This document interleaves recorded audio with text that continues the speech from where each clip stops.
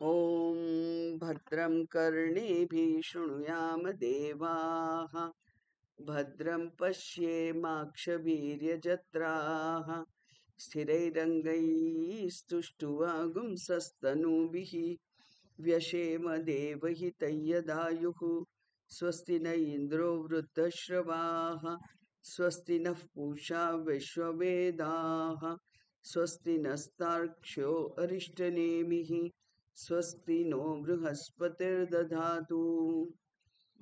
ॐ सदाशिवसमारम्भां शङ्कराचार्यमध्यमाम् अस्मदाचार्यपर्यन्तां वन्दे गुरुपरम्पराम्। ॐ दयाकरं दयाकारं दान्तं धर्मप्रवर्तकं प्रणमामि दयानन्दं मदाचार्यवरं परम्। ओम शांति शांति शांति। हरिः ओम श्री गुरुभ्यो नमः। हरिः ओम।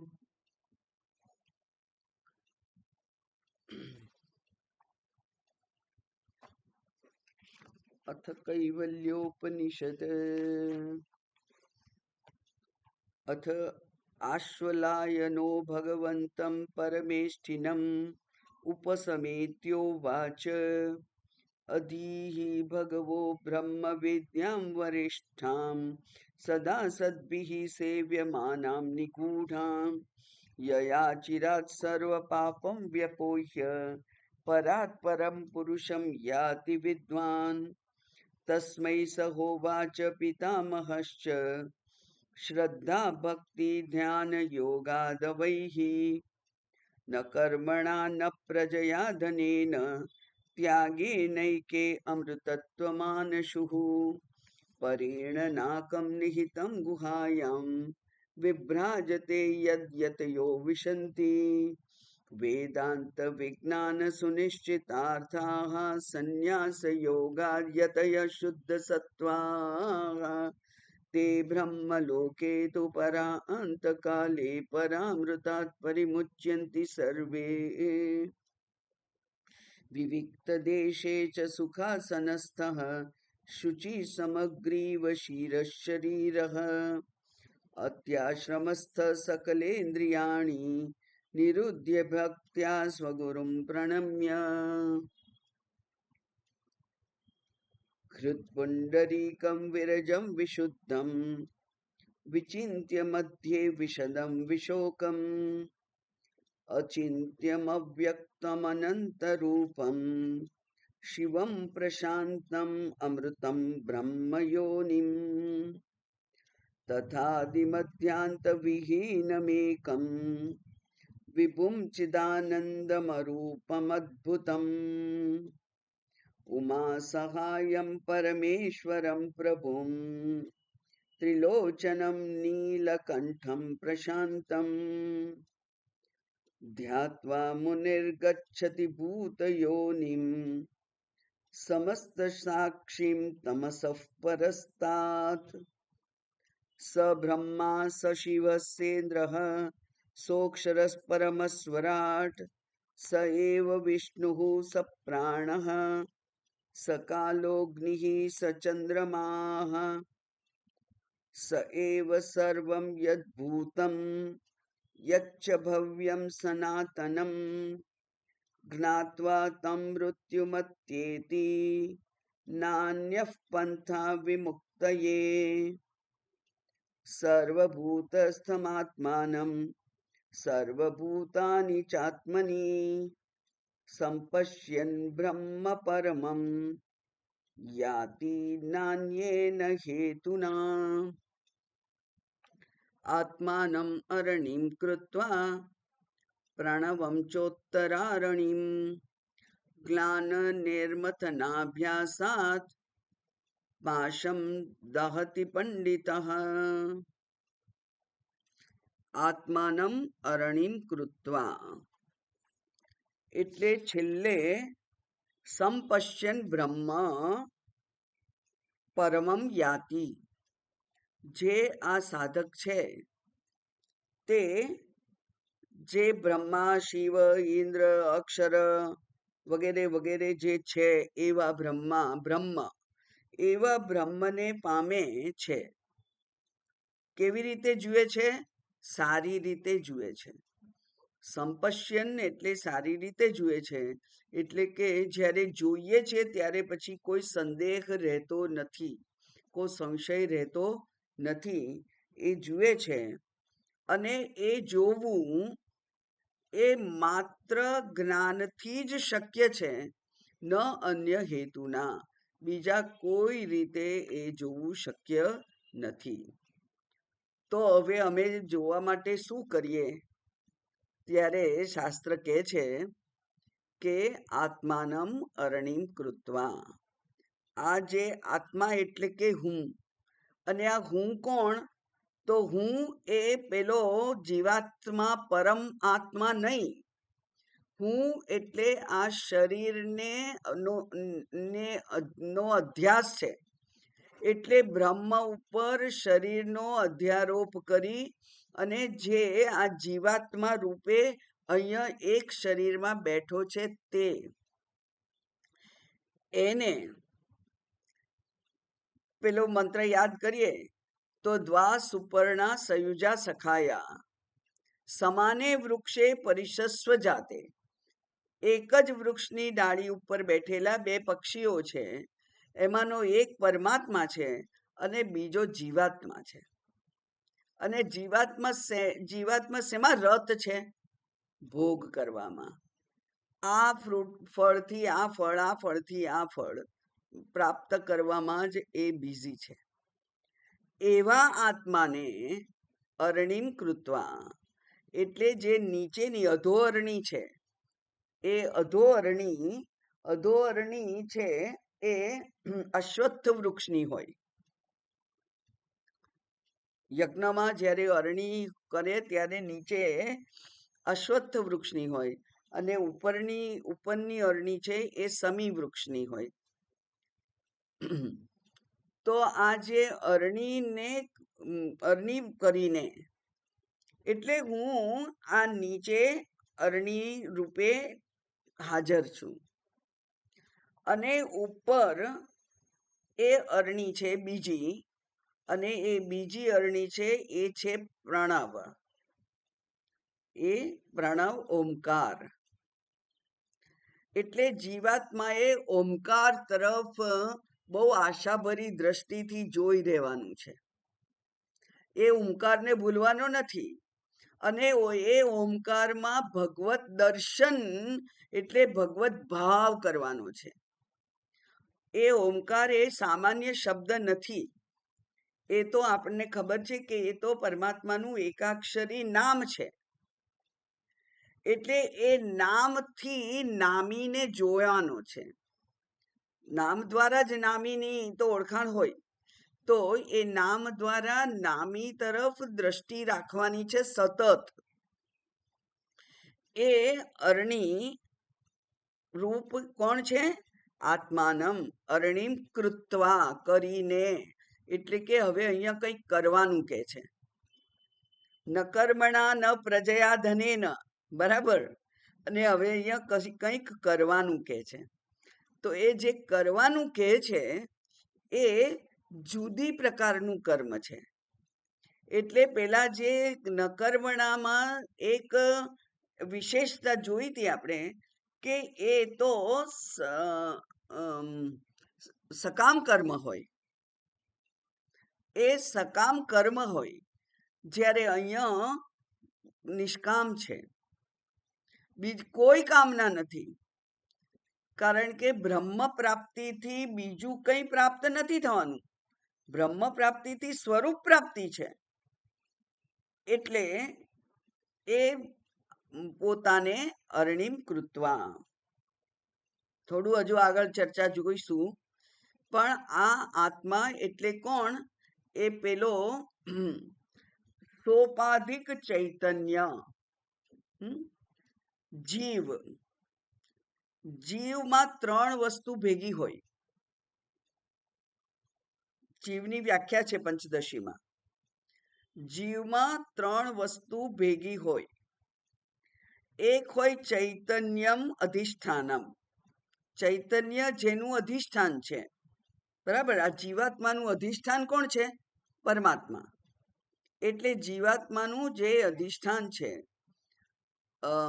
ચૈતન્યમ યદ અધિષ્ઠાનમ, પછી લિંગ દેહશ્ચ, પછી અંતઃકરણ, સૂક્ષ્મ દેહ, સૂક્ષ્મ શરીર એટલે લિંગ દેહ, સૂક્ષ્મ શરીર, અને એ સૂક્ષ્મ શરીરમાં પડતું પ્રતિબિંબ. એટલે એને ઇંગ્લિશ યાદ રાખશો તો વહેલું યાદ રહી જશે. ઓસી, ઓરિજિનલ કોન્શિયસનેસ, એ શુદ્ધ ચૈતન્ય અધિષ્ઠાન. પછી લિંગ દેહ એટલે એને રિફ્લેક્ટિંગ મીડિયમ કહેવાય, કારણ કે એને આપણે અરીસો કહીએ છીએ ને. અંતઃકરણ એ અરીસો છે, તો અરીસો એટલે અરીસામાં પ્રતિબિંબ દેખાય. તો પ્રતિબિંબ જોવા માટેનું માધ્યમ છે અરીસો. એટલા માટે લિંગ દેહ છે એને શું કહેવાનું? Reflecting medium, RM, ઓસી RM. અને ત્યાર પછી જે પ્રતિબિંબ છે તે પ્રતિબિંબ રૂપ આ જીવાત્મા, એને કહેવાય આરસી, રિફ્લેક્ટેડ કોન્શિયસનેસ. ઓરિજિનલ સહેલું છે. હવે ઓસી, RM, આરસી. ઓરિજિનલ કોન્શિયસનેસ, પછી અંતઃકરણ રૂપી રિફ્લેક્ટિંગ મીડિયમ, અને રિફ્લેક્ટેડ કોન્શિયસનેસ, પ્રતિબિંબિત એવું ચૈતન્ય. તો ચૈતન્ય અહીંયા એક ઉપાધિ ધારણ કરીને બેઠેલું છે. એણે જીવની ઉપાધિ ધારણ કરી છે. પરમાત્માએ જીવની ઉપાધિ ધારણ કરી છે. શિવ થકી જીવ થયો, બરાબર ને? તો શિવ થકી કેવી રીતે જીવ, કેમ જીવ થયો છે? કારણ કે જીવ થાય તો પછી એ સાધના કરે, એ અધ્યયન કરે, એ જ્ઞાન પ્રાપ્ત કરે અને મુક્ત થાય. તો એ પાપ પુણ્યને પેલા શું કહેવાય એને, યુઝડ અપ, વાપરી નાખવા માટે એને કોઈક તો ઉપાધિ ધારણ કરવી પડે. ઉપાધિ ધારણ કર્યા વગર પાપ પુણ્યનો ક્ષય થતો નથી, માટે ઉપાધિ ધારણ કરી છે. અજ્ઞાન હતું એટલા માટે ઉપાધિ ધારણ થઈ છે, એને કરી નથી. આપણને કોઈએ પૂછ્યું હતું તારે શરીર ધારણ કરવું છે? એવું કોઈએ પૂછ્યું હતું? ના. આપણને કોઈએ પૂછ્યું હતું કે તારે મનુષ્ય શરીર જોઈએ છે કે દેડકાનું જોઈએ છે? એટલે તે આપણને ખબર પૂછતા નથી. એ તો ઓટોમેટિક સિસ્ટમ ગોઠવાયેલી છે, અનફેઇલિંગ સિસ્ટમ ગોઠવાયેલી છે તો. અને એ રીતે એ પ્રતિબિંબિત ચૈતન્ય એ ઉપાધિ છે. તો ઉપાધિ ધારણ કરીને પરમાત્મા જ છે. કોનું પ્રતિબિંબ છે? પરમાત્માનું છે. એટલે એક ડાળ ઉપર 2 પક્ષીઓ બેઠા છે. એક છે જીવાત્મા, ઉપાધિ ધારણ કરેલો ચૈતન્ય, અને બીજું જેણે ઉપાધિ ધારણ નથી કરી એવું ચૈતન્ય જે સાક્ષી છે. શરીરમાં કલ્પના કરી છે એટલા માટે સાક્ષી છે, બરાબર? એટલે અંતર્યામી છે, એ શુદ્ધ છે. જ્યારે જીવાત્મા ભોગતા છે, કરતા ભોગતા જીવાત્મા. તો એ કરતા ભોગતા જીવાત્માને અરણી કરવાની છે. એટલે કે આપણે ઘસાવવું તો પડશે જ. પેલું દંડ ઘસે તો કષ્ટ થશે કે નહીં? થાય જ, કષ્ટ થાય જ. પણ એ કષ્ટ છે એ ઉપર પેલો જે પ્રણવ છે, પરમાત્મા છે, એમાં પરમાત્મા ભાવ કરી અને એને જોતા જોતા કષ્ટ સહન કરવાનું છે. અને કષ્ટ સહન કરીએ, પેલું જે સોનું છે એ અગ્નિમાં તપે પછી એ શુદ્ધ બને, ચળકતું બને. એવી રીતે આ જે આત્મા જીવાત્મા છે એને પણ પરમાત્માની ભાવના કરી અને ઓમકાર તરફ જોતા રહેવાનું છે. અને વચ્ચે જે દંડ છે એ ગઈકાલે જોયું હતું આપણે કે એ આત્મવિચાર રૂપી દંડ છે, શાસ્ત્ર વિચાર રૂપી દંડ છે. એ એને કહ્યું કે મહાવાક્ય રૂપી દંડ છે. તો મહાવાક્ય રૂપી દંડ છે એને એના વડે એનું મંથન થાય છે. બુદ્ધિરૂપી દંડ છે, કારણ કે આ બધા વિચાર ક્યાં કરવાનો? બુદ્ધિ વડે. એટલે બુદ્ધિરૂપી દંડ છે. અને એ બુદ્ધિમાં વિચાર શેનો કરવાનો છે? તો એ કે છે કે શાસ્ત્ર વિચાર, મહાવાક્ય વિચાર. એટલે એક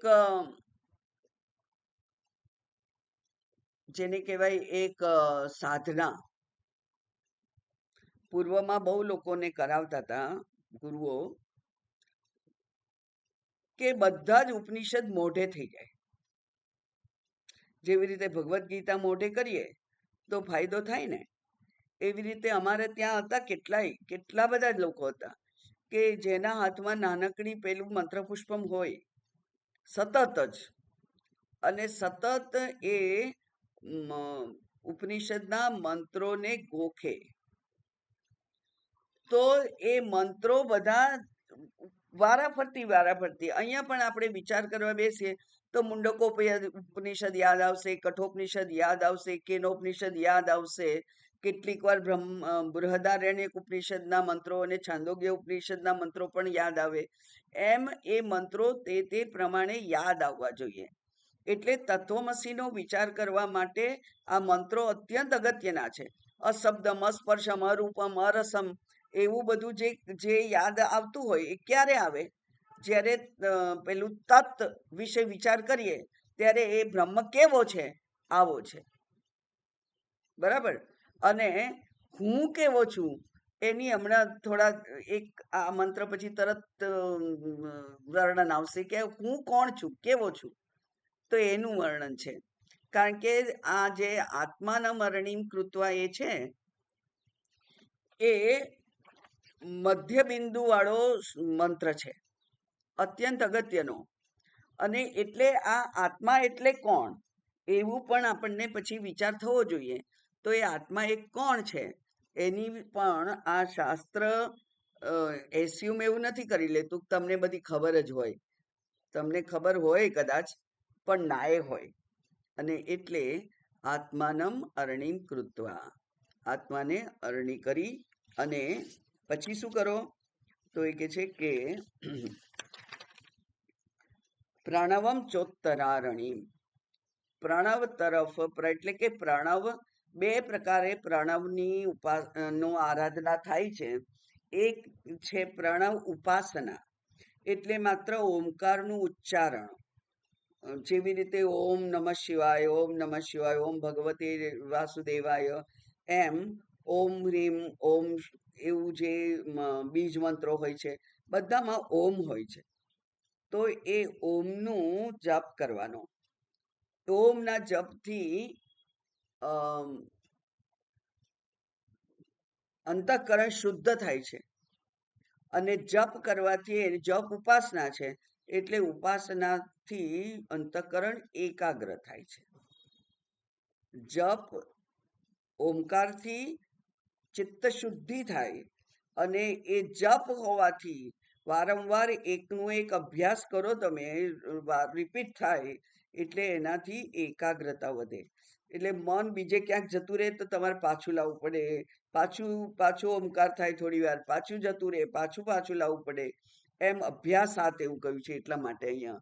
એટલે એ ઓમકારનો અભ્યાસ થાય. માંડુક્ય ઉપનિષદમાં ઓમકારને જ્ઞાનના સાધન રૂપે સમજાવ્યો છે. એટલે ઓમકાર ઉપાસના પણ છે અને ઓમકાર જ્ઞાન પણ છે, મહાવાક્ય પણ છે. તો એ જ્ઞાન રૂપે, તો ત્યાં અ ઉ મ એમ 3 ઓમકારના જે અક્ષરો છે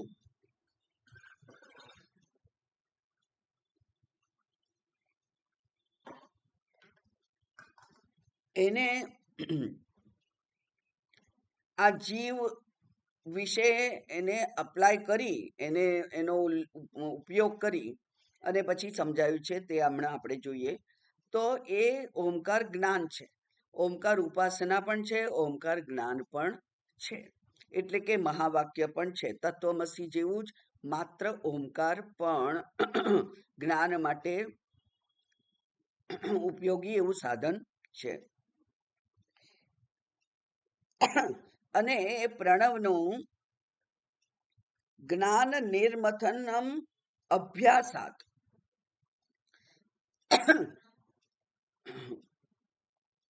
જ્ઞાન એટલે જ્ઞાન પ્રમાણ, જ્ઞાનનું જે પ્રમાણ છે મહાવાક્ય, એના અભ્યાસથી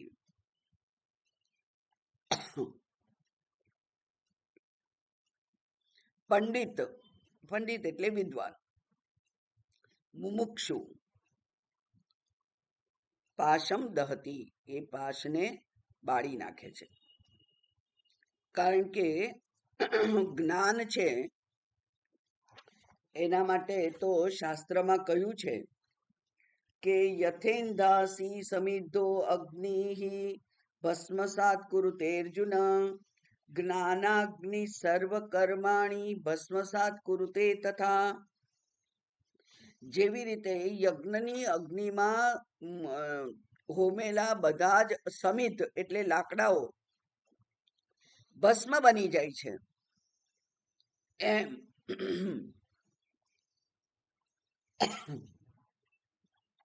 આ અંતઃકરણમાં પણ જે કઈ દોષ છે એ બધા આ જ્ઞાનથી બળી જાય છે. એટલે જ્ઞાન શુદ્ધિકરણનું સાધન છે એવું કહ્યું તું. એ જ પ્રમાણે અહીંયા પણ કહ્યું કે એ બાળી નાખે છે, જ્ઞાન વડે એ બધા જ અશુદ્ધિઓને બાળી નાખે છે. એટલે ગઈકાલે આપણે જોયું હતું કે આ હું કોણ, તો હું એટલે અલ્પજીવ, હું બિચારો આ ઉપાધિ, આ શરીરને જ મુખ્ય માનતો, શરીર મન બુદ્ધિ એના વડે જ સમગ્ર જીવનના બધી જ ક્ષણો, બધા જ સમય, બધી શક્તિ માત્ર એના સ્વાસ્થ્ય માટે, એની ઈચ્છાઓ પૂરી કરવા માટે જ આપણે જો વાપરી કાઢીએ તો એને તો શંકરાચાર્યજી મૂઢ કે છે. તો એવા જે છે તે તો હું જીવ છું, અલ્પ છું, અને પરમાત્મા અનંત છે. આવો મારો જે દ્રઢ ખ્યાલ છે એ મને પરમાત્માથી દૂર ધકેલે છે, એ મને દૂર કાઢે છે. કારણ કે આપણે બે જુદા કહીએ તો વચ્ચે દિવાલ ઊભી થઈ જ જાય. એમ આ મને સતત એવું લાગે છે કે હું એનાથી ભિન્ન છું. માટે આ શાસ્ત્ર ડીમડીમ, વેદાંત ડીમડીમ શાસ્ત્ર ઢોલ વગાડીને કહે છે કે તું જ પરમાત્મા છે, પણ તોય તે આ જીવ જલ્દી માનતો નથી. એટલે આ જે અસંભાવના છે, દેખાય છે, અસંભાવના જે દેખાય છે એ ખરેખર અસંભાવના નથી એવું યુક્તિથી પણ પુરવાર કરવું પડે. એ ગઈકાલે આપણે જોયું હતું કે એ જો આત્મા સત્ય હોય, આત્મા તો સત્ય છે, સચ્ચિદાનંદ છે, તો સત્યમ જ્ઞાનમ અનંતમ બ્રહ્મ. જો એ સત્ય હોય તો ત્રણેય કાળે હોય, ત્રણેય કાળે હોય તો મારો જન્મ કેવી રીતે થાય? હું તો પરમાત્મા છું, મારો જન્મ ના થાય. એટલે મારા જન્મ પહેલા પણ હું હતો, અત્યારે હું છું, અને મારું મૃત્યુ ના થાય એટલે હું તો કાયમ રહેવાનો છું, કારણ કે હું પરમાત્મા છું. તો જે સત્ય સ્વરૂપ છે, હું જો પરમાત્મા છું તો હું સત્ય છું, અને સત્ય છું તો મારે જીવન અને મરણ એ બે છેડાઓની વચ્ચે જીવવાનું છે એવું નથી. એટલે કે હું સત્ય છું. જન્મને પણ હું મિથ્યા ગણું અને મૃત્યુનો ભય ના રહે. તો એવું જે હું છું એ ખરેખર તું છે એવું કે છે. યુક્તિ થયા કે સત્ય છે તો પછી હું પણ સત્ય છું, અને હું સત્ય હોઉં તો જન્મ મરણ રહિત છું. જન્મ મરણ રહિત એટલે ષડ વિકાર રહિત. પછી એ ચિત્ત છે. સત્યમ જ્ઞાનમ, જ્ઞાન સ્વરૂપ છે. તો મને અજ્ઞાન ના હોય એટલે મને અજ્ઞાન કેવી રીતે અડકી શકે? હું તો જ્ઞાન સ્વરૂપ છું. જેવી રીતે અગ્નિ કદી ઠંડો ના હોય, કારણ કે ઉષ્ણતા એનું સ્વરૂપ છે, એમ હું કદી અજ્ઞાની ના હોઉં. એટલે કે અજ્ઞાન એ મારો સ્વભાવ નથી. અજ્ઞાન એ એનાથી જાણે કે આપણે રસ્તામાં ચાલતા હોઈએ, બહુ ગંદી ખાડા ખબડા ખાબોચિયા વાળી જગ્યા હોય, અને ત્યાં આપણે ચાલતા હોઈએ અને બાજુમાંથી કાર પસાર થાય અને જે ખાબોચિયાનો કાદવ છે એ બધોય આપણી ઉપર ઉડે અને આપણે આખા કાદવથી ભરાઈ જઈએ, ઢંકાઈ જઈએ. હોળીમાં કેટલીક વાર એટલા રંગ લોકો નાખે છે કે એમાં ખરેખર કશું દેખાય જ નહીં, બધું આખો એ રંગથી જ ઢંકાઈ જાય. એમ આપણે પણ અજ્ઞાનથી ઢંકાયેલા છીએ, અને પેલું કાદવથી ઢંકાઈ ગયેલા હોય તો પાણીથી એને સાફ કરી નાખીએ છીએ. એમ આ અજ્ઞાનને પણ જ્ઞાનથી એનો નાશ થઈ જાય. કારણ કે બે જ વસ્તુ સફાઈ કરનાર છે. સફાઈ કામદારો બે જ છે, એક છે જળ અને બીજું છે અગ્નિ. એટલે જેમ આપણે કાદવથી ખરડાઈ ગયા હોઈએ તો જળથી સાફ કરી નાખીએ, એમ જો અજ્ઞાનથી ખરડાઈ ગયા હોઈએ તો જ્ઞાનથી એને સાફ કરી નાખીએ. એટલે એ જતું રહેવાનું છે.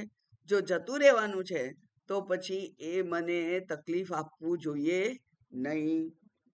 એટલે કે એ જ્ઞાન સ્વરૂપ છે તો હું અજ્ઞાની હોઈ શકું નહીં. ઉપરથી જ્ઞાનને કોઈકે ઢાંકી દીધું છે. કોણે ઢાંકી દીધું છે? માયાએ ઢાંકી દીધું છે.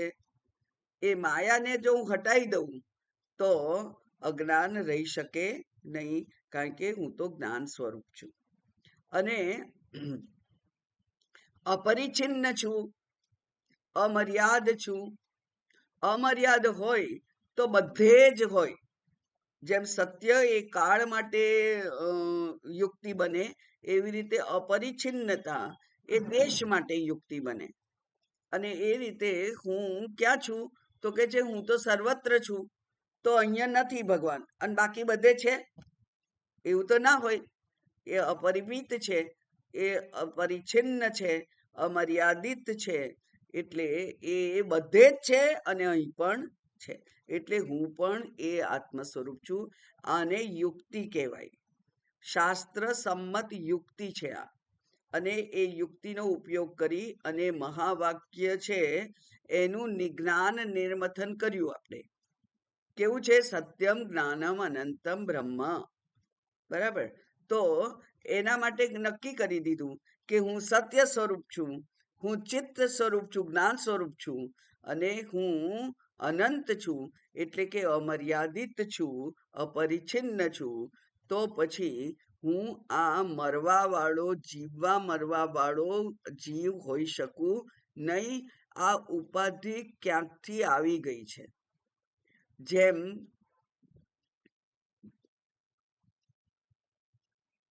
કોઈક જમાનામાં લોકો જરા વિજ્ઞાન વગેરેથી બહુ સંસ્કૃત નહોતા, ત્યારે એમ કહેતા, જો કે હું એને નકારતી નથી, કારણ કે શાસ્ત્રમાં છે કે ભૂત વળગ્યું છે. બરાબર.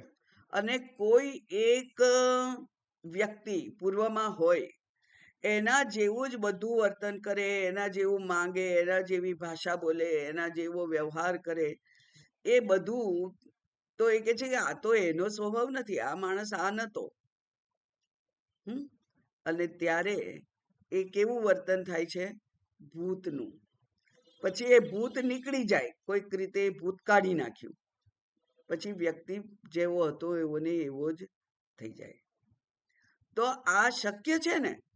બહારથી કંઈક આપણને આવીને વળગી ગયું છે, અજ્ઞાન વળગી ગયું છે, તો એ અજ્ઞાનને આપણે ધૂણી ધખાવી,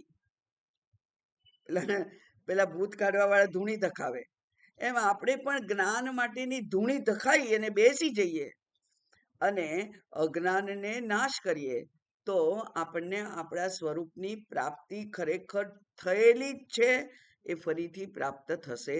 એટલે કે જે ઢંકાઈ ગયેલું એ ખુલ્લું થશે, વ્યક્ત થશે.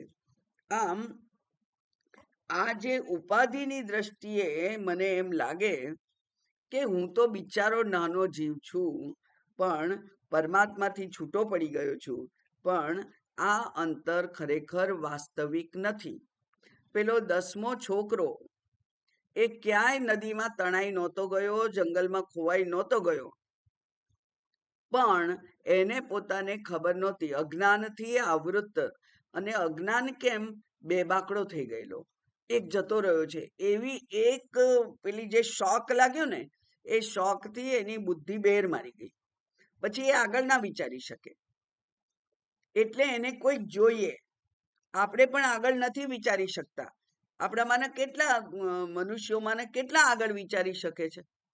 જેટલા લોકો વેદાંતના ક્લાસમાં આવે છે અને નિષ્ઠાપૂર્વક શ્રવણ કરે છે, એ જ લોકો વિચારે, બાકી કોઈ વિચારી નથી શકતું. એટલે એવો પેલો 10મો છોકરો પણ વિચારી જ નહોતો શકતો. એના વિચારને તાળું વાગી ગયેલું ગભરામણથી, કે ગુરુજીને હું શું જવાબ આપીશ. આપણે પણ મેં કહ્યું હતું એક વખત કે અમારે પેલા બા હતા, એમને એમ લાગ્યું કે ઘર પડે છે, એટલે નજીકમાં નજીક જે બારણું હતું એ ખોલીને બહાર હતું, ત્યાં કૂદી પડ્યા. ત્યાં તો 10 ફૂટ નીચે રોડ હતો. 90, 92, 95 વર્ષના બા કૂદી પડ્યા. એમને બીક લાગી ગઈ, એટલે જે બારણું પહેલા હાથમાં આવ્યું એ બારણાને ખોલીને નીચે કૂદી પડ્યા, 10 ફૂટ નીચે. બુદ્ધિ ના ચાલે કે અરે આ તો આ જગ્યાએ તો ના જવાય, મારે તો પેલા આગળના બારણે જવું પડે. બુદ્ધિ કામ ના કરે. એવી રીતે એક્સિડન્ટ થાય ત્યારે શું થાય છે? ગભરાઈ ગયો હોય તો બ્રેક મારવાને બદલે એક્સિલેટર મારે, એટલે ગાડી આગળ જાય, અને પછી જરા વધારે જોરથી ભટકાય. પેલું ધીમે ભટકાવાનો તો એને બદલે જોરથી ભટકાય. બુદ્ધિ કટોકટીની ક્ષણોમાં કામ નથી કરતી. એવો આ જે અજ્ઞાનથી ખરડાયેલો જે જીવ છે, એની બુદ્ધિ પણ એ કામ નથી કરતી. 10મા છોકરાને યાદ ના આવ્યું કે હું 10મો છું, અને એટલે કોઈક બહારથી આવેલા સજ્જને એમને ગણ્યા અને પછી કહ્યું કે ચલ હું તને ગણાવું, અને 1 2 3 4 5 6 7 8 9 એમ ગણાયા 12, અને પછી કે છે ત્વમ દશમઃ, તું 10મો. એટલે આમ તું એમ થયું તો તું 10મો, એવું એને ખબર પડી. એ જ્ઞાન ક્યાંયથી 10મો ક્યાંયથી આવ્યો નહોતો, એ પેલા વિહવળતામાં ભૂલાઈ ગયેલો. આપણે પણ આ જીવનની વિહવળતામાં બુદ્ધિ યોગ્ય કામ આપણું નથી કરતી. એટલા માટે આપણે માર્ગદર્શકની જરૂર પડે છે, એટલા માટે ગુરુની જરૂર પડે છે. અને એટલે હતાશ થઈ ગયા હોય, એ હતાશ લોકોને માર્ગદર્શન પૂરું પાડવા માટે શાસ્ત્ર છે અને ગુરુ પણ છે. એટલે નિર્મથન એટલે મંથન, વિચાર. અને વિચાર કેવી રીતે કરવાનો હોય? વિચાર એ ગુરુના માર્ગદર્શનથી, શાસ્ત્રની માર્ગદર્શનથી વિચાર કરવાનો. એટલા માટે ઉપરની અરણી છે એ પ્રણવ છે, એટલા માટે એ ઓમકાર છે. અને ઓમકાર એ સમગ્ર શાસ્ત્રનો સાર છે એમ કહેવાય છે. સમગ્ર શાસ્ત્રનો એ સાર છે એમ કહેવાય છે એ ઓમકાર. એ ઓમકાર કયો? તો હવે આપણે ઓમકારની વાત કરીએ. તો ત્યાં 3 અક્ષર છે, અ, ઉ અને મ. અ એટલે મોઢું ખુલે છે, તો તે સૃષ્ટિ સર્જનની પ્રક્રિયા છે. ત્યાંથી અવાજ ઉત્પન્ન થાય છે. પહેલો અવાજ ઉત્પન્ન થાય આ, તો એ જે અ બોલાય છે એ સૃષ્ટિની નું પ્રતિનિધિત્વ કરે છે. સૃષ્ટિ એટલે વિશ્વ ઉત્પન્ન થયેલું છે એનું પ્રતિનિધિત્વ કરે છે. પછી એ અ એટલા માટે પણ અગત્યનો છે કે આખી બારાખડીના સમગ્ર વર્ણમાલામાં અ સિવાય તો શબ્દો બોલાય જ, અક્ષરો બોલાય જ નહીં. એટલે ક ખોડો છે, ખ ખોડો છે, ગ ખોડો છે, એમાં અ ઉમેરીએ તો જ ક આખો બને, ખ આખો બને, ગ આખો બને. હમણાં એક બહુ સરસ સારું એક મેસેજ વાંચ્યો હતો. એક બેબી હતી નાનકડી, એને એની મમ્મીએ બારાખડી શીખવાડેલી અને એ મંદિરમાં ગઈ. એટલે વિચક્ષણ કહેવાય કદાચ, બાળક એવું ના વિચારે, પણ તો હવે આ તો લોકો એવું ગોઠવી કાઢે. તો એ ત્યાં જઈ અને બારાખડી બોલવા માંડી, ક ખ ગ ગ ગ ગ ગ એવું. તો કોઈક સાંભળતું હતું આપણા જેવું. એ કે છે કે ભગવાન સામે આવી અને પ્રાર્થના બોલવાની, એના બદલે તું બારાખડી કેમ બોલે છે? તો એ કે છે કે મને તો બારાખડી શીખવાડી છે, મને બારાખડી આવડે છે. અને પ્રાર્થનામાં એ તે અક્ષરો જ હશે ને, એ અક્ષરો ભગવાન ગોઠવી લેશે, પ્રાર્થના બનાવી દેશે પોતાના માટે. પ્રાર્થના કેમ? તો કે છે કે એ પણ અક્ષરોની બનેલી છે. મને તો આજ ક ખ ગ ગ એવું જ બોલતા આવડે છે. ભગવાનને જે એમના માટે પ્રાર્થના બનાવી લેવી હશે એ આમાંથી જ બનશે ને, એટલે બનાવી દેશે. તો સાચી વાત છે. એટલે કે આ જે વર્ણમાલા છે એ વર્ણમાલા એમાં પણ સમગ્ર રીતે વ્યાપ્ત છે. આખી વર્ણમાળામાં સમગ્ર રીતે અકાર વ્યાપ્ત છે. એટલે એ અકાર જે અત્યંત વ્યાપ્ત છે, એવી જ રીતે આ જે જાગ્રત અવસ્થા છે વ્યક્તિની, માંડુક્ય ઉપનિષદમાં 3 અવસ્થાઓનો આધાર લઈ અને ચર્ચા કરી છે. તો વિશ્વ જ્યારે છે ત્યારે વિશ્વની સાથે વ્યવહાર કરવા માટે વ્યક્તિ જાગ્રત હોવો જોઈએ. તો એ જાગ્રત અવસ્થામાં વ્યક્તિ વિશ્વ સાથે વ્યવહાર કરે છે અને એને વિરાટ કહે છે. શાસ્ત્રમાં એના માટે વિરાટ છે, વિશ્વ અથવા વિરાટ. અને એ જાગ્રત અવસ્થા છે વ્યક્તિની, જ્યાં એ બુદ્ધિપૂર્વક શબ્દોનો ઉપયોગ કરી અને ખુલ્લી રીતે બધાની સાથે વ્યવહાર કરે છે, ટ્રાન્ઝેક્શન થાય છે, એને કહેવાય છે અ. એટલે અ એ જાગ્રત અવસ્થાનો પ્રતિનિધિ છે અને એ વિશ્વનું નો ઉલ્લેખ કરે છે. વિશ્વરૂપ જે આખું જગત છે એનો એ ઉલ્લેખ કરે છે. એટલે સમગ્ર વિશ્વ. કારણ કે વિશ્વનું અગત્ય આપણને ક્યારે સમજાય છે? ક્યારે એનો ઉપયોગ થાય છે? જાગ્રત અવસ્થામાં. બરાબર. એટલે એ જાગ્રત અવસ્થાને વ્યક્ત કરવા માટેનું વર્ણ છે.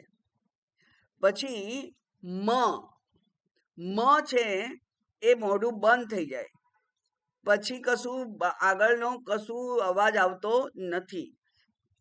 તો એ જે મકાર છે એ સુષુપ્તિ છે. કારણ કે ત્યારે વિશ્વ લય પામે છે. આપણે ઊંઘી જઈએ છીએ અને વિશ્વ જાણે કે લય પામે છે. આપણા માટે પછી જગત સાથે કોઈ વ્યવહાર કરવાનો રહેતો નથી. એટલે મકાર એ સુષુપ્તિ અવસ્થા સૂચવે છે અને ત્યાં કોઈ પણ વ્યવહાર નથી. આપણે કોઈ પણ ઉપાધિ ધારણ કરી રાખતા નથી. તો નિરુપાધિક મારું જે અસ્તિત્વ છે એ તો પરમાત્મા છે. નિરુપાધિક અસ્તિત્વ તો કોણ છે? પરમાત્મા છે. એટલે આપણી ઉપાધિ ધારણ કરેલી નથી રહેતી અને આપણે નિરુપાધિક અવસ્થામાં સુષુપ્તિમાં સરી જઈએ છીએ ત્યારે એને માંડુક્ય ઉપનિષદમાં એને ઈશ્વર કહે છે. એટલે વિશ્વ પહેલું અને છેલ્લું ત્રીજું ઈશ્વર. હવે વચ્ચે રહ્યો ઉ. તો ઉ છે એમાં બંનેનું મિશ્રણ છે. બંનેનું મિશ્રણ છે. વિશ્વનું પણ એમાં લક્ષણ છે અને સુષુપ્તિનું પણ લક્ષણ છે. તો વિશ્વનું લક્ષણ એવું છે કે એ સ્વપ્નાવસ્થા છે. ઉ એ સ્વપ્નાવસ્થા છે અને સ્વપ્નાવસ્થામાં વ્યક્તિ પૂર્વના સંસ્કારોને આધારે એક નવા જગતની રચના કરે છે. એ નવું જગત પોતાનું રચે છે. તો એ સુષુપ્તિ છે કે જેમાં, કારણ કે સ્વપ્નમાં પણ વ્યવહાર થાય કે નહીં થાય. સ્વપ્ન શરીર હોય, સ્વપ્ન સૃષ્ટિ હોય અને એટલે સ્વપ્ન શરીર સ્વપ્ન સૃષ્ટિ સાથે વ્યવહાર કરે અને એ વ્યવહાર હંમેશા જાગ્રતમાં થાય. તો અહીંયા પણ થાય છે. એનો અર્થ કે થોડીક જાગ્રતના લક્ષણો પણ ઉમાં છે.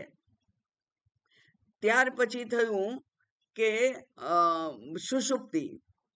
હવે એ વ્યવહાર તો થાય છે સ્વપ્નમાં, પણ એ વ્યવહાર છે એ સત્ય નથી. એ વ્યવહાર તો મિથ્યા છે, ના બરાબર છે. એટલે જાણે કે વ્યવહાર થતો જ નથી. કોઈકને આપણે મારી દીધું સ્વપ્નમાં અને પછી કેસ ચાલ્યો અને આપણે ગભરાઈ ગયા ને ઉઠી ગયા, તો પછી તો કેસ રહેતો નથી. એટલે સુષુપ્તિમાં જેવી રીતે લય થઈ ગયેલો એવી રીતે સ્વપ્નમાં પણ જ્યારે સ્વપ્ન પૂરું થઈ જાય ત્યારે એનો લય થઈ જાય છે. એટલે એને એનામાં સુષુપ્તિનું પણ લક્ષણ છે. એટલા માટે ઉ છે એ અ અને મ ની વચ્ચેનો વર્ણ છે, જે બાકીના બધા વર્ણનોનું પ્રતિનિધિત્વ પણ કરે છે. અને ઉ બોલીએ ત્યારે મોઢું સાંકડું થઈ જાય છે. એ મોઢું સાંકડું થઈ જાય છે એટલે આપણને આપણા પોતા દ્વારા રચિત સૃષ્ટિનું જ ત્યાં દર્શન થાય છે. સમગ્ર ઈશ્વર રચિત સૃષ્ટિનું દર્શન નથી થતું. સ્વપ્નમાં સ્વપ્નની એક મર્યાદિત સૃષ્ટિ જે આ જીવે રચી છે પોતાના સંસ્કાર અનુસાર, એનું જ દર્શન થાય છે. એટલે અ પછી ઉ, સાંકડું થઈ ગયું મોઢું. તો ત્યાં પણ આ વિશ્વ છે એ સાંકડું થઈ જાય ને, થોડુંક જ વિશ્વ હોય આપણા સ્વપ્ન જેટલું, અને એ બધા વર્ણોનો પણ રિપ્રેઝેન્ટેટિવ અ ઉ મ. અને પછી સૌથી અગત્યનું ત્યાં છે જે તૈત્તિરીય ઉપનિષદમાં માંડુક્યમાં, એ છે ઓમ.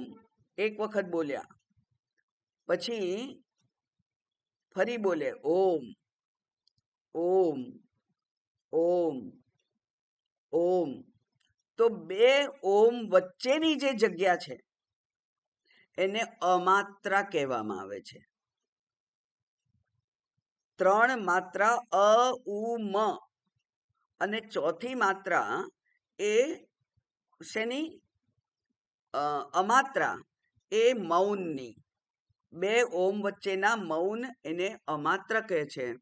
અને એ પરમાત્મા છે, એ બ્રહ્મ છે. તો 2 ઓમ વચ્ચેની જગ્યા છે ત્યાં પણ બ્રહ્મ છે. બરાબર? તો એ અમાત્રા, અને એટલે એને 3 અવસ્થાઓ સાથે જોડ્યું. એટલે એને 1 2 3 અવસ્થા, અને પછી ચોથી વાત કરી એટલે એને ચતુર્થમ કહ્યું. ચતુર્થમ ઇતિ મન્યન્તે.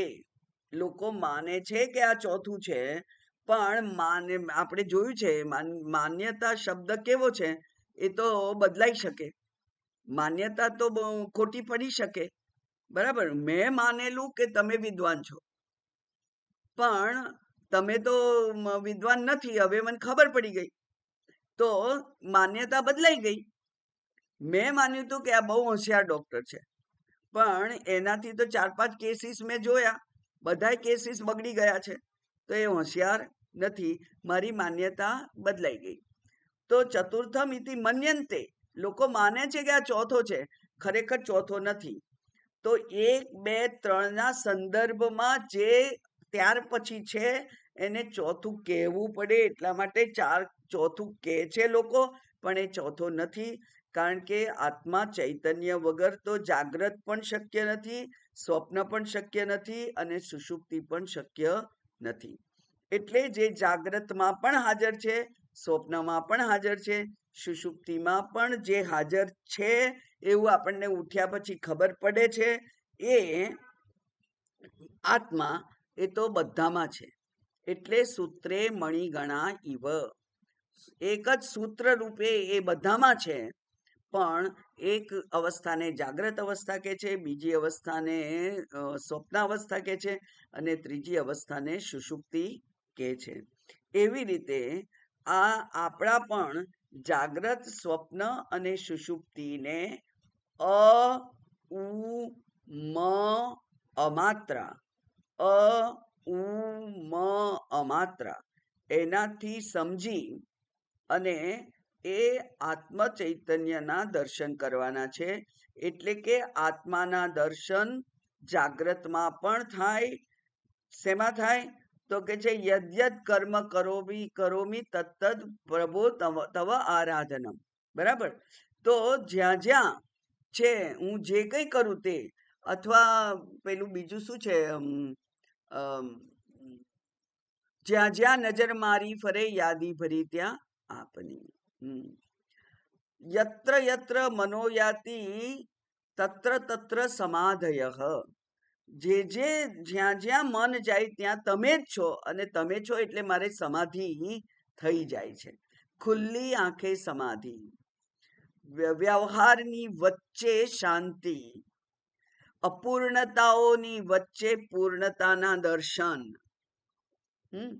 તો આ બધું થઈ શકે. એટલે કે આપણે સામાન્ય જીવન જીવતા જીવતા પણ અહમ બ્રહ્મની દ્રષ્ટિ રાખી શકીએ. આ અહમ બ્રહ્મ એ બીજા કોઈ ઉપર લાગુ પાડવાનું નથી. અહમ બ્રહ્મ ફક્ત મારે મારા માટે જ સમજવાનું છે. એટલે આ તો પોતાનું બ્રહ્મ કે છે અને વર્તન કેવું કરે છે એવું કોઈના માટે પણ બિલકુલ આકલન થાય નહીં આપણાથી. એવું આ અહમ બ્રહ્મ વૃત્તિ એ વ્યવહાર દરમિયાન પણ રહી શકે. સ્વપ્નાવસ્થામાં પણ જો હું મારી જાતને પણ સર્જન કરું છું, અને આખા વિશ્વનું જે કંઈ જેને મારે ભોગવવું છે એ બધા જ પદાર્થોનું હું સર્જન કરું છું, એટલે અહમ એકમેવ નહીં, એકોહમ બહુશ્યામ. હું તો પથારીમાં આડો પડેલો છું, પણ સ્વપ્ન રચું છું. ત્યારે સ્વપ્ન રચું છું ત્યારે મારી જાતને પણ રચના કરી, મેં મારા શરીરની પણ ત્યાં કલ્પના કરી, અને મારે જેના જેના ભોગ કરવાના છે એ બધું જ મેં રચ્યું. બધા વ્યક્તિઓ, બધા માણસો, બધા પદાર્થો, એરોપ્લેન, એરપોર્ટ, રિસેપ્શનિસ્ટ, જે કોઈ હોય તે બધું જ, બધી બેગો, બધા રૂપે હું. તો એકોહમ બહુશ્યામ, બહુ થઈ ગયો. સર્વમ ખલુ ઇદમ બ્રહ્મ, બેગ બ્રહ્મ નથી એવું નહીં, રિસેપ્શનિસ્ટ બ્રહ્મ નથી એવું નહીં, બીજા જે વ્યક્તિઓ છે, મજૂર છે, એ બ્રહ્મ નથી એવું નહીં. હું, મારું પણ મેં ત્યાં સર્જન કર્યું, હું પણ બ્રહ્મ છું. એટલે આખી સૃષ્ટિના રચયિતા બનવા માટેનું સામર્થ્ય મારામાં છે, એવું જો મને ખબર પડે તો પછી હું બ્રહ્મથી જુદો કેવી રીતે હોઉં? એટલે હું અબ્રહ્મ ના હોઉં. આ વિચાર કરવાનો છે. આને જ મંથન કહેવાય છે. આ જ વિચાર મંથન છે. અને છેલ્લે સુષુપ્તિ. સુષુપ્તિમાં લય પામે છે. મને મારી કોઈ ઉપાધિ રહેતી નથી. રાજા અને ભિખારી બંને જ્યારે ઊંઘી જાય છે ત્યારે સરખા છે. તો એ જે સરખાપણું થયું એ કેવી રીતે થયું? ઉપાધિનો બાદ કરતા સરખાપણું થયું. એટલે ઉપાધિ, સુષુપ્તિમાં ઉપાધિ જ નથી મારી કોઈ, તો પછી હું ત્યારે કોણ છું? બ્રહ્મ છું. તો જાગ્રતમાં બ્રહ્મ છું, સ્વપ્નમાં બ્રહ્મ છું, સુષુપ્તિમાં બ્રહ્મ છું, તો પછી બ્રહ્મ હું ક્યારે નથી? બરાબર. એટલે કે હું બ્રહ્મ છું. એ આ વિચાર, ઓમકારના વિચારથી આપણે સ્થાપિત કર્યું, સિદ્ધ કર્યું.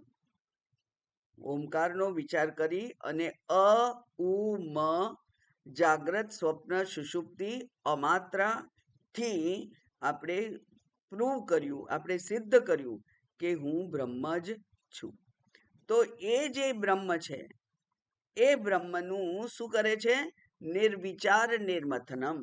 એટલે આવી રીતે એ ત્રણેય અવસ્થાઓનો વિચાર કરી અને ત્રણેય અવસ્થાઓનું નિરાકરણ કરી અને જે સૂત્રાત્મા છે, જે આત્મતત્વ છે, તુરીય છે, ચતુર્થ છે, જેને તુરીયાત્મા કે છે, એ તુરીય છે. એ તુરીયની મને પ્રાપ્તિ થાય છે, અથવા તુરીય અવસ્થામાં હું જઉં છું. તુરીય ચોથી અવસ્થા નથી. એટલે જાગ્રતમાં પણ હું એ તુરીય છું, સ્વપ્નમાં પણ તુરીય છું, સુષુપ્તિમાં પણ તુરીય છું. એટલે વાસ્તવમાં એક જ છે. તો આ ત્રણ તો મિથ્યા છે. જે બદલાય હોય એ મિથ્યા હોય કે ના હોય? જે બદલાય એ મિથ્યા હોય. એટલે થોડીક વાર હું જાગ્રતની ઉપાધિ ધારણ કરું છું, થોડીક વાર હું સ્વપ્ન દ્રષ્ટા બનું છું, થોડીક વાર હું સુષુપ્ત બનું છું. તો એમ ત્રણમાંથી એકેય હું ના હોઈ શકું. બરાબર. અવસ્થા બદલાય છે.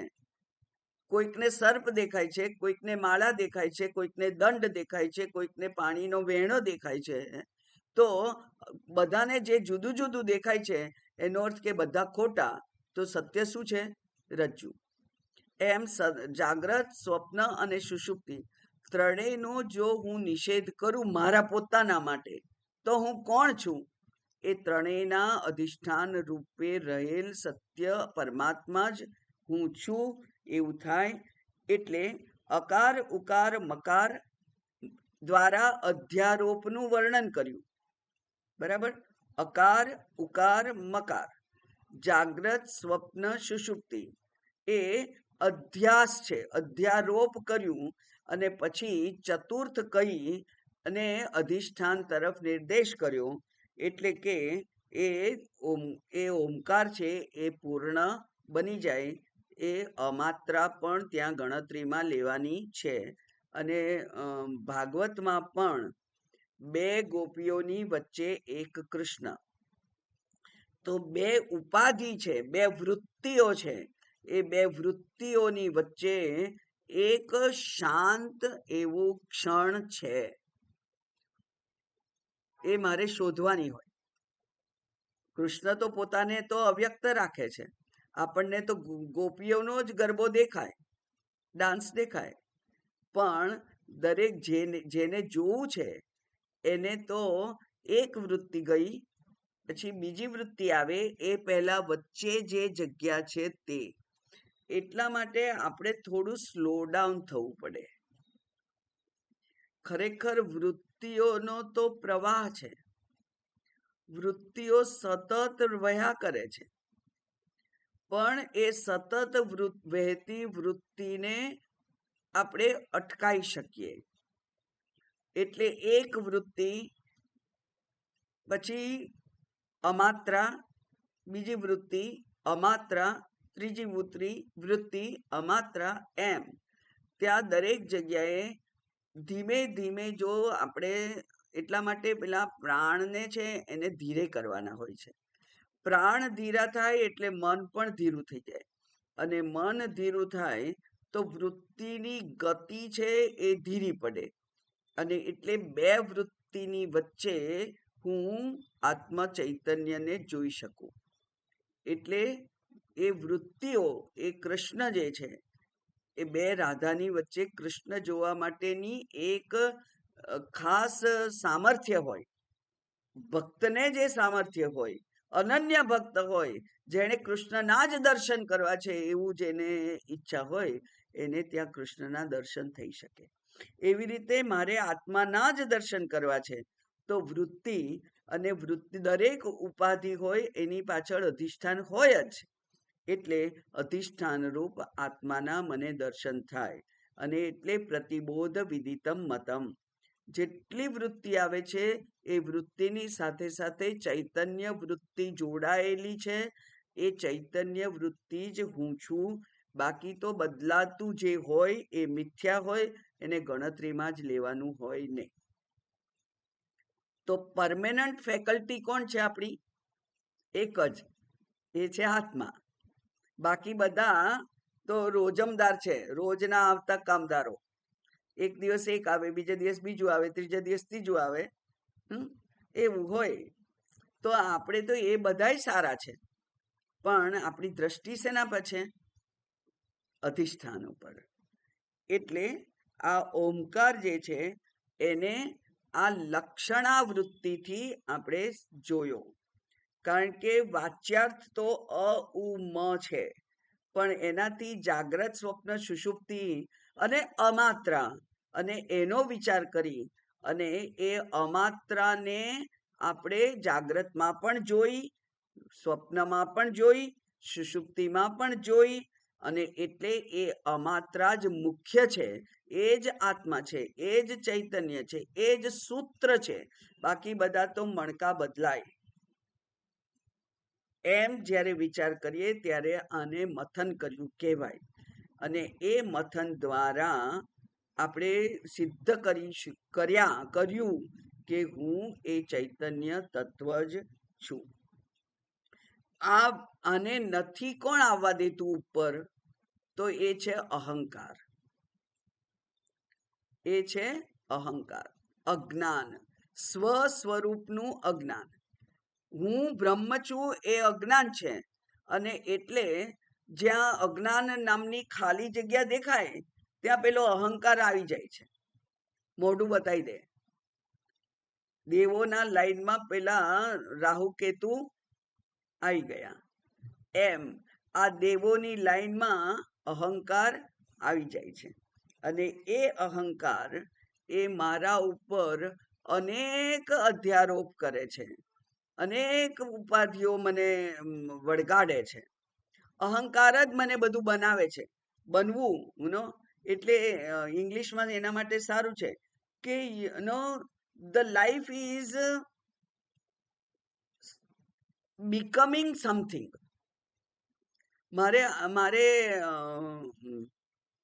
મારે તેજસ્વી વિદ્યાર્થી બનવું છે, મારે ગ્રેજ્યુએટ થવું છે, મારે મેડિકલમાં જવું છે, મારે એન્જિનિયરિંગમાં જવું છે, હું અત્યારે ક્લાર્ક છું, મારે મેનેજર બનવું છે, હું અત્યારે એકલો છું, લગ્ન કરવું એટલે બે થવું, હું ખાલી ગૃહિણી છું, મારે ખાલી ગૃહિણી નથી રહેવું, મારે કંઈક કરવું છે. એટલે પાર્ટ ટાઈમ નોકરી અથવા પાર્ટ ટાઈમ બિઝનેસ અથવા હોમ ઇન્ડસ્ટ્રી, કોટેજ ઇન્ડસ્ટ્રી, કંઈક ને કંઈક માણસ કરવાનું છે. એ કરવા માટે કોણ આપણને કમ્પેલ કરે છે? એ છે અહંકાર. Okay, the state of becoming. અમુક બનવું છે મારે. હું નિર્ધન છું, મારે ધનવાન બનવું છે. હું અભણ છું, મારે ભણેલો બનવું છે. મને રસોઈ કરતા નથી આવડતું, મારે રસોઈ કળા શીખવી છે. મને સંગીત નથી આવડતું, મારે સંગીત શીખવું છે. આ બધું મારે અમુક અમુક થવું છે. એ જ આપણને દોડતા રાખે છે. એ અહંકારનું કામ છે. અને આ માયા છે એ અહંકારનો નાશ નથી થવા દેતી. નહીં તો માયાનું સામ્રાજ્ય ના રહે. માયાને પોતાનું સામ્રાજ્ય ટકાઈ રાખવું છે. એટલે અહંકારને એ હંમેશા ઊંચો ને ઊંચો રાખે, પુષ્ટ રાખે.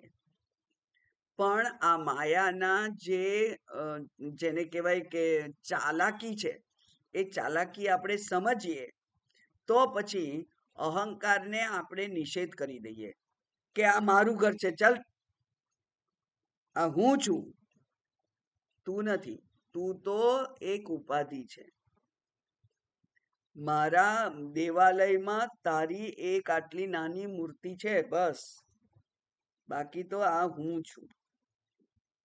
એમ જ્યારે કહીએ ત્યારે અહંકારને આપણે વશ કરીએ, અને એ વશ કરીએ ત્યાર પછી ઉપાધિનો જે દોર છે, ઉપાધિનું જે લાંબી ક્રમ છે, એ ક્રમ અટકે. કારણ કે મારે તો નિરુપાધિક ચૈતન્યની પ્રાપ્તિ કરવી છે. તો આ ઉપાધિઓની જંજાળમાંથી આપણે છૂટીએ તો નિરુપાધિક હું એ મને હાથ લાગે. એટલે કઈ ના હોય, હું કઈ નથી કરતો તો પણ હું છું. બરાબર. સ્વપ્નાવસ્થા એ બતાવે છે કે તમે કઈ નથી કરતા તોય તમે છો. અને એ તો કેવું છે, એ કે એ તો રિફ્રેશિંગ છે. ઊંઘ તો કેવી રિફ્રેશિંગ છે, પાછા તાજા બનાવી દે. એમ આ ઉપાધિઓની જંજાળમાંથી છૂટી અને 2-3 કલાક દિવસના આપણે આ મથન કરીએ, ચિંતન કરીએ અને નિરુપાધિક બનવા પ્રયત્ન કરીએ. મારાથી જ ઘર ચાલે છે, મારાથી જ આમ થાય છે, હું ના હોઉં તો શું થાય, એ કોઈ ચિંતા કરવાની, એ બધું ચિંતન કરવાનું, એ બધાનું ચિંતન કરવાનું કે હું ના હોઉં તો આ બધું ચાલશે. મને ખાતરી છે. પૂર્વમાં મારા સાસુ હતા અને સાસુ જતા રહ્યા તોય મારું ઘર ચાલ્યું ને. હા, ચાલ્યું. એમ હું નહીં હોઉં તો ચાલશે. શરીરથી હું નહીં હોઉં એવું શું કામ? શરીર છે તોય હું નથી, શરીર છે તોય હું નથી. તમારે મને ગણવાનું જ નહીં, એમ કહી દઈએ આપણે ઘરના લોકોને કે તમે તમારી જે વ્યવસ્થા ગોઠવવી હોય ગોઠવો, રોબોટ લાવો, પણ હું છું જ નહીં એવું તમે નક્કી કરી લો. આ તો ભાઈ સ્વાર્થનો રસ્તો છે. અને મુક્ત થવું હોય તો એ બધા નાટક કરવા પડશે. ગઈકાલે સરસ વાક્ય હતું આ વિનોબા ભાવેના, એમાં કે જીવનમાં એક ને એક વખત તો દરેક જણે સમગ્ર સાંસારિક પ્રવૃત્તિમાંથી, એટલે કે ઘર ગૃહસ્થીની જવાબદારીમાંથી મુક્ત થવાનો નિર્ણય કરવો જ જોઈએ. શાસ્ત્રએ તો કહ્યું જ છે 75 વર્ષ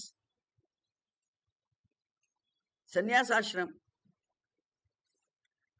હવે આ 75 વર્ષે નહીં, 80 વર્ષે ના તમે થાવ તોય તમારા દીકરાઓએ તમારું તો ઉપયોગ કરવો હોય એક જીવતા તાળા તરીકે, એટલે ઉપાધિ ધારણ કરી રાખવી પડે. તો નિરુપાધિક તમને દર્શન ક્યારે થાય? એટલે એક ને એક એવો દિવસ હોવો જોઈએ, એક ને એક સમય નક્કી કરવો જોઈએ કે thus far and no further. ખાવા પીવાનું તમારે મને આપવું પડશે, બસ. આમાં પણ આપણી પણ હિંમત જોઈએ. બાકીના બધા ભોગોથી, બધા સંગથી, બધી આસક્તિથી મુક્ત થવું પડશે. અને તો જ આ અરણી છે એ એનું જે મથન છે એમાંથી તણખો જરે. જ્ઞાનાગ્નિ તો જ ઊભો થાય. બાકી ગરમ થઈ અને અટકી જશે, ગરમ થઈને અટકી જશે. અને એવા પરમાર્થાનંદજી કહે છે કે એવા જશે 2, 5, 10 જન્મ પછી તો જાગશો નહીં ત્યાં સુધી ઉદ્ધાર છે જ નહીં. હવે આ કડવું સત્ય છે, પણ એ સત્ય છે. ઓમ સર્વે ભવન્તુ સુખિનઃ, સર્વે સંતુ નિરામયાઃ, સર્વે ભદ્રાણિ પશ્યન્તુ, મા કશ્ચિદ દુઃખ ભાગ ભવેત. અસતો મા સદ્ગમય, તમસો મા જ્યોતિર્ગમય, મૃત્યોર્મા અમૃતમ ગમય. ઓમ શાંતિ શાંતિ શાંતિ. હરિ ઓમ. શ્રી ગુરુભ્યો નમઃ. હરિ ઓમ.